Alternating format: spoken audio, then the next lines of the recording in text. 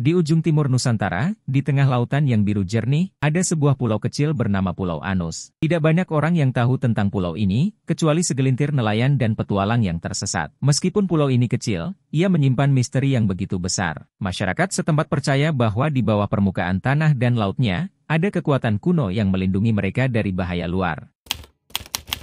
Pulau Anus dihuni oleh suku-suku yang hidup sederhana. Mereka masih mempertahankan adat istiadat dan tradisi leluhur yang sudah berlangsung selama ratusan tahun. Para pria bekerja sebagai nelayan, menangkap ikan dan kerang di perairan dangkal, sementara para wanita membuat kerajinan tangan dan mengelola kebun kecil. Masyarakat di pulau ini percaya pada arwah leluhur yang mereka yakini masih bersemayam di sekitar pulau, menjaga keseimbangan alam dan kehidupan di pulau tersebut. Dari cerita turun-temurun, masyarakat percaya bahwa pulau ini dahulu kala adalah tempat peristirahatan terakhir seorang raja besar dari tanah Papua. Raja tersebut, yang dikenal dengan nama Raja Wunu, dikisahkan memiliki kekuatan magis yang diwarisi dari nenek moyangnya. Ketika ia meninggal, tubuhnya dikubur di tempat tersembunyi di tengah hutan pulau itu, dan para leluhur memberikan perlindungan terhadap pulau ini sejak saat itu.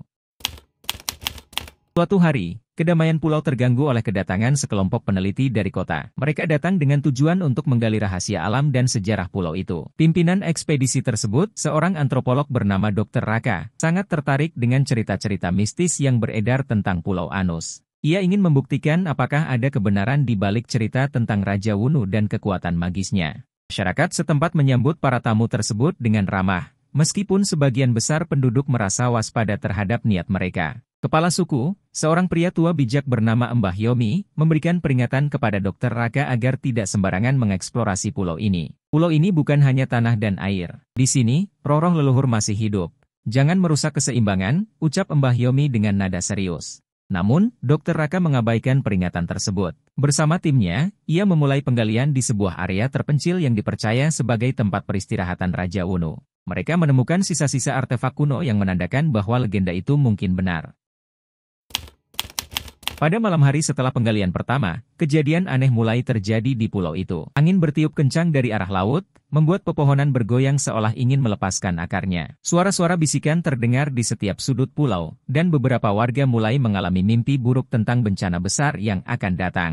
Mbah Yomi segera mengumpulkan seluruh penduduk desa di lapangan utama. Ia mengajak mereka berdoa dan meminta perlindungan kepada leluhur. Namun, rasa takut sudah merayap ke dalam hati mereka. Dr. Raka, yang awalnya skeptis, mulai merasakan sesuatu yang tidak biasa. Ia mendapati dirinya dihantui oleh mimpi-mimpi aneh yang sama, mimpi tentang seorang raja yang bangkit dari kematian, marah karena gangguan yang dilakukan terhadap makamnya.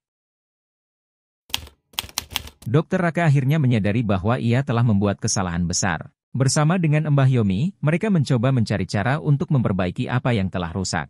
Mbah Yomi menyarankan agar mereka melakukan upacara adat khusus untuk meminta maaf kepada roh Raja Wunu dan leluhur lainnya. Upacara tersebut memerlukan persembahan yang terdiri dari hasil alam terbaik dari pulau itu, ikan terbesar, kerang terindah, dan sejumput tanah dari makam Raja Wunu. Di tengah malam, dengan bimbingan Mbah Yomi, upacara besar dilakukan. Seluruh penduduk berkumpul di pantai, menyalakan obor dan membacakan mantra-mantra kuno yang diwariskan secara turun-temurun.